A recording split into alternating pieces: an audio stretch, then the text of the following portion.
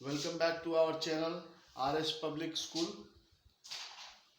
We are continuously supplying video on various chapters on various subjects, and today I am going to tell you about French revolution, फ्रांसीसी क्रांति के बारे में हम लोग देखेंगे। ये चैप्टर है क्लास 9 का पहला चैप्टर है और इसके पहले भी इस चैप्टर के लिए 2 वीडियोस अपलोड किए जा चुके हैं। ये थर्ड वीडियो है, थर्ड पार्ट है इस चैप्टर का। अब हम लोग देखते हैं, आगे बढ़ते हैं चैप्टर में। फ्रांसीसी क्रांति। फ्रांसीसी क्रांति में मध्यम वर्ग की भूमिका।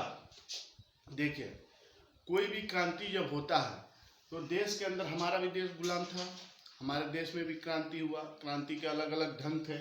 कुछ लोगों ने हथियारबंद तरीके से क्रांति किया, महात्मा गांधी ने सत्याग्रह किया, सुभाष चंद्र बोस ने सेना बनाई। इस तरीका क्रांति हम लोग अपने यहाँ भी देखे हैं, रेवोल्यूशनरी। अब हम लोग ये देखते हैं कि फ्रांस जो देश है वो एक यूरोपियन देश है और फ्रांस ही वो पहला देश है जहाँ पे जो पुरानी पद्धति थी, राजशाही चल रही थी, मोनार्कीशिप, उसको खत्म किया गया था और एक ऐसे समाज की कल्पना की गई थी जिसमें सबको एक समान अधिकार प्राप्त हो, सबको स्वतंत्रता हो और समान अवसरों और समान विचारधारा पे एक समाज बने। फ्रांस, पहले मैं बता चुका हूँ पिछली वीडियो में कि फ्रांस में 3 स्टेट्स थे। फ्रांसीसी समाज 3 स्टेट्स में बटा हुआ था। वो कौन थे? First state, second state and third state.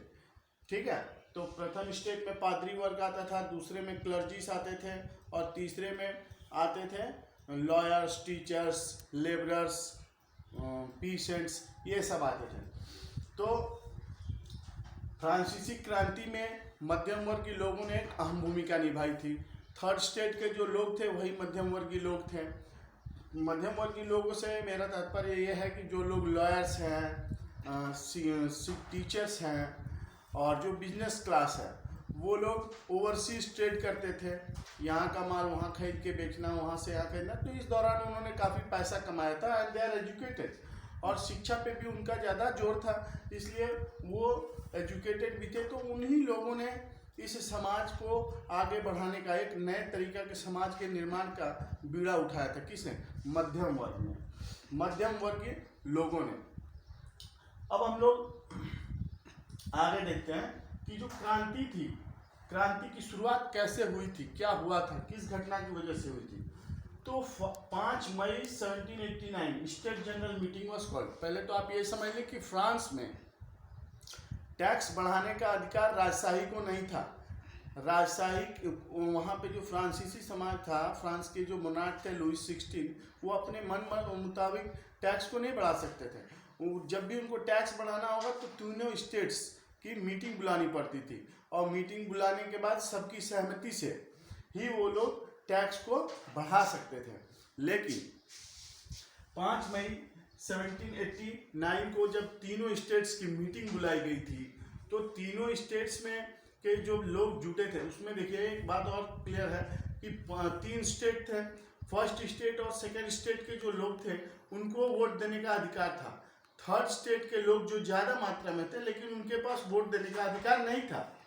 तो जब मीटिंग के दौरान लोग वहाँ पहुँचते हैं 5 मई 1789 को, तो हम लोग देखेंगे कि वहाँ पे जब वो जाते हैं, पहुँचते हैं, तो थर्ड स्टेट डिमांड करता है। वो कहता है कि इस बार के जो ये सभा बुलाई गई है, इस सभा में हमें भी वोट देने का अधिकार दिया जाए। लेकिन फर्स्ट स्टेट और सेकेंड स्टेट और लुईस 16 ये लोग नहीं चाहते हैं कि थर्ड स्टेट के लोगों को वोट देने का अधिकार दिया जाए। थर्ड स्टेट के लोग को वहाँ पे हॉल में बैठने की भी जगह नहीं दी गई थी। फर्स्ट स्टेट, सेकेंड स्टेट के लोग बैठे हुए थे और थर्ड स्टेट में जो लोग आते थे वो लोग उनके पीछे खड़े थे। जब उन्होंने डिमांड किया कि हमें भी वोट देने का अधिकार दिया जाए और इस हॉल में जितने भी लोग मौजूद हैं सबके लिए एक व्यक्ति एक वोट की नियम को लागू किया जाए, जिसको उन लोगों ने नहीं माना। और जब सेकेंड स्टेट और थर्ड स्टेट के लोगों ने और लुईस 16 जो राजा थे फ्रांस के, उन्होंने इस बात को नहीं माना, तो थर्ड स्टेट के लोग क्या करते हैं? बॉयकॉट कर देते हैं। बॉयकॉट कर देते हैं, बॉयकॉट करके वो लोग चले जाते हैं, बाहर निकल जाते हैं वो लोग हॉल से, ठीक है।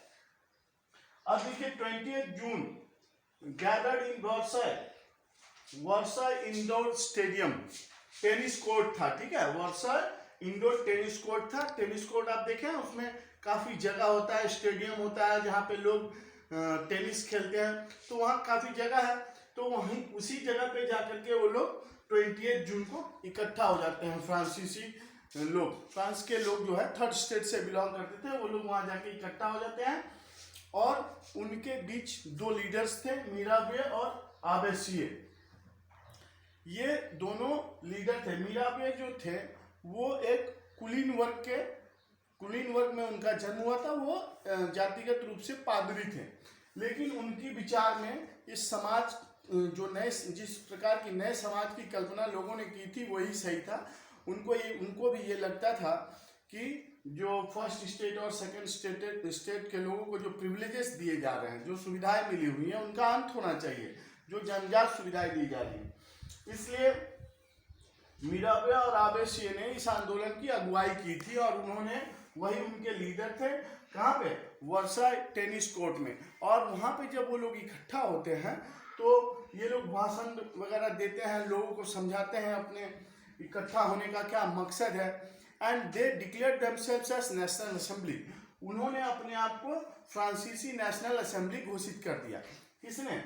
मिराबे और आबेसिये और उनके समर्थकों ने, ठीक है।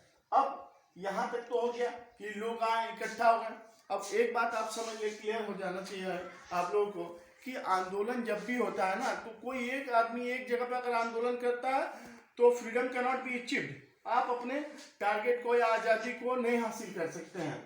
तो जो रेवोल्यूशन है, जो क्रांति है, उसे पूरे देश में आना चाहिए और बारी बारी से नहीं आना चाहिए, एक साथ आना चाहिए। तो ये सारे सर्कमस्टेंसेस जो घट रहे हैं फ्रांस में, ये एक ही समय के दौरान है, थोड़ा आगे और पीछे, ठीक है। तो यहां तक तो आप लोग क्लियर हो गया।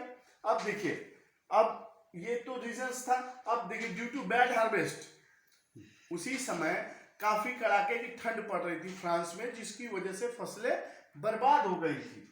और फसल बर्बाद होने की वजह से हुआ क्या था कि due to bad harvest, cost of food commodities, जितने भी खाने के लिए जो ब्रेड वगैरह का इस्तेमाल वहाँ होता था, उन सब चीज़ों का, खाने पीने वाले सामानों का दाम अचानक से बढ़ गया, जिसकी अपेक्षाकृत उनकी तनख्वाह नहीं बढ़ती है, जिसकी वजह से वो लोग क्या होते हैं, आक्रोशित हो जाते हैं। लोग कम अनाज होने की वजह से घंटों लाइन में लगे रहते थे, वो जितना चाहते थे उनको फूड ग्रेन्स मिल भी नहीं पाता था, जिससे वो लोग नाराज होकर क्या किए, एक बार उन्होंने अटैक ऑन दी शॉप, उन्होंने अपने दुकानों पे, जो जिन दुकानों से वो लोग सामान खरीदने आते तो उन दुकानों को उन्होंने लूटपाट मचा दी, उसे लूट लिया उन्होंने।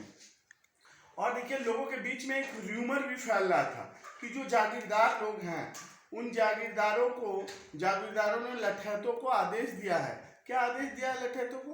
कि आओ और जो खड़ी फसल है, लगी हुई फसल है, पकी हुई, उसे बर्बाद कर दो। जिसकी वजह से जो किसान लोग थे वो गुस्से में आ गए थे, और उनको डर भी सता रहा था कि हमारी फसलों को बर्बाद कर दिया जाएगा। जिसकी वजह से वो लोग क्या करते हैं, इकट्ठा होते हैं, और फावड़ा, बेलचा, जो भी उन्हें मिलता है, कृषि यंत्र, जो भी खेती संबंधित औजार उनके घरों में थे, उनको लेकर के वो लोग चल देते हैं।